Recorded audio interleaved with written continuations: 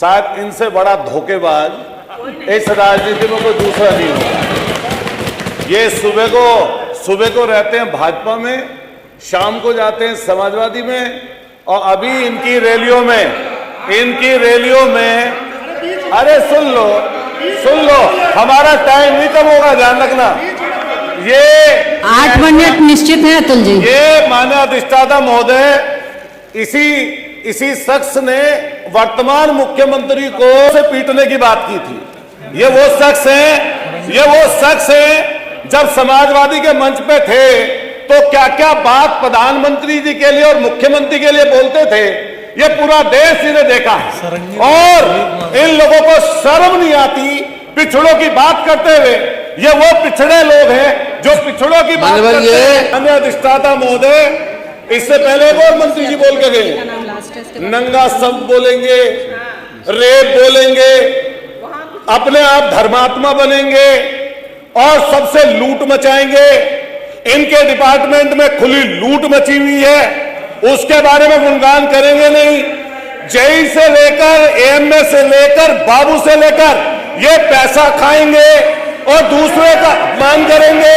मां है, नारी बहन भी है, नारी घर को चलाने वाली गृहिणी भी है। और हम लोग जब नारी बंधन की बात करते हैं, खास तौर से भाजपा की तरफ से सुनते हैं, तो इन लोगों ने तो ऐसा कर रखा है कि जो महिला पिछले 35 साल से इंसाफ मांग रही है, उन्हें आज तक इंसाफ ही नहीं मिल पाया। गुजरात से लेकर जगह जगह घूमती है हमारी माता समान, प्रधान सेवक के घर से, परिवार से, उन्हें आज तक सम्मान नहीं दे पाए। इतना झूठ, इतना असत्य है इस महिला आरक्षण पर। यह भाजपा की सरकार बोल रही है 2023 में आप महिला आरक्षण बिल लेके आए, समाजवादी पार्टी सहित पूरी विपक्षी दलों ने भारतीय जनता पार्टी की सरकार का समर्थन किया और कहा कि महिला आरक्षण पर 33% आरक्षण का हम सब समर्थन करते हैं। और 19 सितंबर 2027 में उसका समर्थन कर दिया, वो बिल पास हो गया।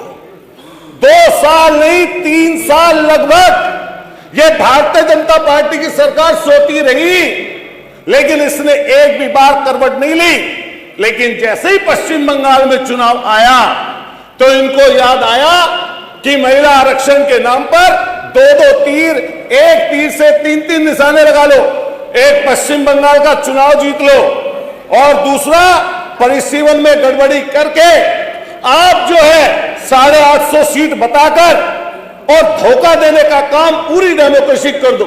ये पूरा भूगोल बदलना चाहते थे मान्यवर, और इनको पता था कि 2/3 बहुमत के बिना ये उस बिल को पास नहीं कर सकते। लेकिन पूरे देश की आंखों में धूल झोंकने का काम भारतीय जनता पार्टी की सरकार ने किया। वहां पर खड़े होकर माननीय अखिलेश यादव जी ने जब बात कही कि पिछड़ी नारियों को आरक्षण मिलना चाहिए, तो सारे नेताओं को साफ सूंघ गया। यही जो आदरणीय मंत्री जी हमसे पहले, उससे पहले बोल के गए, पिछड़ों के आरक्षण के नाम पर नेता बने और आज उन्हीं के आरक्षण के नाम पर बात करने से चूक रहे हैं, पीछे छूट रहे हैं, उनकी बात नहीं करते लोग। महिला आरक्षण में पिछड़ों का आरक्षण हो, पिछड़ी महिलाओं का आरक्षण हो, यह समाजवादी पार्टी चाहती है। समाजवादी पार्टी चाहती है हमारी मुस्लिम बहनों को उसमें आरक्षण मिले, हमारी दलित बहनों को उसमें आरक्षण मिले, समाजवादी पार्टी चाहती है।